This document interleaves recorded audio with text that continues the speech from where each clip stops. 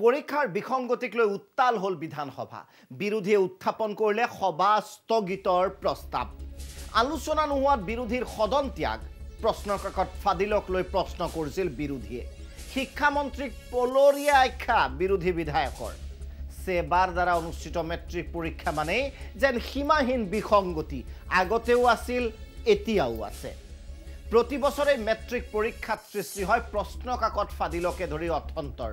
চলিত মেট্ৰিক পৰীক্ষাৰ বিসংগতিয়ে আজি বিৰোধীয়ে কপালে অসম বিধানসভা। মেট্ৰিকৰ বিসংগতি সন্দৰ্ভত সদনত আলোচনাৰ বাবে সভা স্থগিতৰ প্ৰস্তাৱ উত্থাপন কৰে বিৰোধীয়ে। হুলস্থুলীয়া পৰিস্থিতিৰ 10 মিনিটৰ বাবে স্থগিত হয় সদন। সদনৰ কাৰ্যসূচী পুনৰ আৰম্ভ হোৱাত বিৰোধীয়ে বিষয়টো আলোচনাৰ বাবে দাবী জনায়। অধ্যক্ষই সভা স্থগিত প্ৰস্তাৱ নাকচ কৰাত বিৰোধী বিধায়কসকলে ত্যাগ কৰে সদন। সীমাহীন বিসংগতিৰ পাছতো সেবাৰ অধ্যক্ষই কিয় সলনি নহয় সেই সন্দৰ্ভত প্ৰশ্ন উত্থাপন কৰে বিৰোধীয়ে। আপোনালোকক জনাওঁ, শিক্ষামন্ত্ৰী ৰণোজ পেগুক পলৰীয়া আখ্যা দি পদত্যাগৰ দাবী কৰে বিৰোধীয়ে। ৰাজ্যৰ বহু স্কুলত প্ৰধান শিক্ষকৰ পদ খালী থকা প্ৰসংগও বিৰোধীয়ে উত্থাপন কৰে।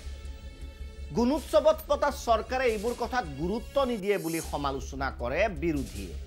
গতিকে সদনত উত্তাল হৈ পৰিল সদন পৰীক্ষা বিসংগতি লৈ। চৰকাৰ সলনি হ'ল, পৰীক্ষাৰ বিসংগতি সলনি হ'ল। দুৰ্ভাগ্য। বিধায়ক অখিল গগৈয়ে কি কৈছিল দেখুৱাব বিচাৰিছোঁ। বিজেপি চৰকাৰখনে বহুত ডাঙৰ ডাঙৰ কথা কয়, কিন্তু এটাও পৰীক্ষাটো ঠিকমতে পাতিব পৰা নাই। এটাও পৰীক্ষা, না মেট্ৰিক পৰীক্ষা, না হায়াৰ ছেকেণ্ডেৰী পৰীক্ষা। যেতিয়াৰ পৰা বিজেপি চৰকাৰে শাসনৰ ক্ষমতা লৈছে তেতিয়াৰ পৰা প্ৰত্যেকটো পৰীক্ষাই এনেকৈ তেওঁলোকৰ প্ৰশ্নকাকত ফাদি লৈছে, বিশৃংখল হৈছে, বিসংগতি হৈছে। গতিকে এই প্ৰশ্নটোক লৈ আজি ৰাইজৰ দলৰ সদস্য হিচাপে, বিধায়ক হিচাপে মই আজি এটা সভাস্থগিত প্ৰস্তাৱ আনিছিলোঁ। আমি দাবী কৰিছোঁ যে শিক্ষামন্ত্ৰীয়ে পদত্যাগ কৰিব লাগিব, অসম চৰকাৰে ক্ষমা খুজিব লাগিব। কিয় বাৰম্বাৰ এনেকৈ আমাৰ প্ৰত্যেকটো পৰীক্ষাৰ প্ৰশ্নকাকত কিয় ফাদিল হয়?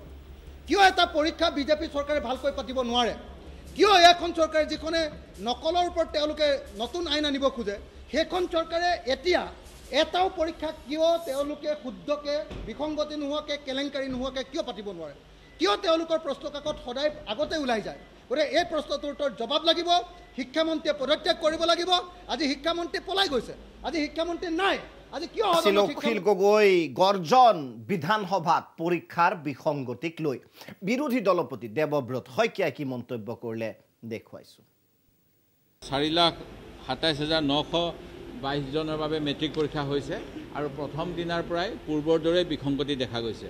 যোৱা বছৰো এনেকুৱা বিসংগতি হৈছিল। আমি বিস্তৃত আলোচনা কৰিছিলোঁ আৰু তেতিয়া আমি কৈছিলোঁ যে অধ্যক্ষজনক বাৰম্বাৰ নিয়ম ভংগ কৰি ৰাখি থোৱা হৈছে।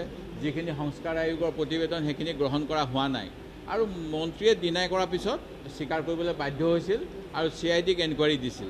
এইবাৰো প্ৰথম দিনাৰ পৰাই একেই বিসংগতি দেখা গৈছে। যিজন অধ্যক্ষ তেখেতক বহুত এফিচিয়েণ্ট বুলি ভাবি ৰাখি আছে, তেখেতৰ দপ্তৰতে মানে লেবেল লগাওঁতে ভুল কৰিছে।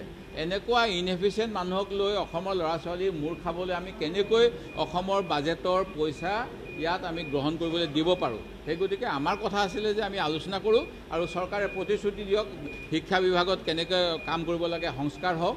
কিন্তু এই গোটেইবিলাক নকৰিলে আৰু আজি এনেকুৱা এটা অচলাৱস্থা হৈছে। নিশ্চয় সেয়া আছিল দেৱব্ৰত শইকীয়া। আমিনুল ইছলামে কি মন্তব্য কৰিছিলে IDFৰ বিধায়ক। এই চৰকাৰখনে কাৰ্যভাৰ গ্ৰহণ কৰাৰ পিছৰ পৰা আজিলৈকে তেওঁলোকে এখন সুন্দৰ আৰু নিকা পৰীক্ষা পাতিব নোৱাৰিলে। তেওঁলোকে যেনেকৈ ইণ্টাৰভিউ ল'ব, যেতিয়া পুলিচ SIৰ কাৰণে ইণ্টাৰভিউ লয় তাতো থেংক ইউ লজত তাতো দেখা গ'ল এনেকৈ জালিয়াতি হ'ল, বা ইণ্টাৰভিউ ল'লেও জালিয়াতি, পৰীক্ষা পাতিলেও SSLC, হায়াৰ ছেকেণ্ডাৰী সকলোতে জালিয়াতি। গতিকে যি চৰকাৰখনে তেওঁলোকে নিৰাপদে আৰু নিকাভাৱে পৰীক্ষা পাতিব নোৱাৰে, শিক্ষা বিভাগ তেওঁলোকে কেনেকৈ ৰক্ষা কৰিব, ভৱিষ্যত প্ৰজন্মৰ জীৱন কেনেকৈ সুৰক্ষিত কৰিব? গতিকে আমি চৰকাৰৰ এই ব্যৰ্থতা আছিল আমিনুল ইছলামৰ মন্তব্য। গতিকে বিৰোধী সৰব হোৱা দেখা গৈছে। বিশেষকৈ ছাত্ৰ ছাত্ৰীৰ ভৱিষ্যতক লৈ হেতালি খেলাৰ অভিযোগ উত্থাপন হৈছে চৰকাৰৰ বিৰুদ্ধে।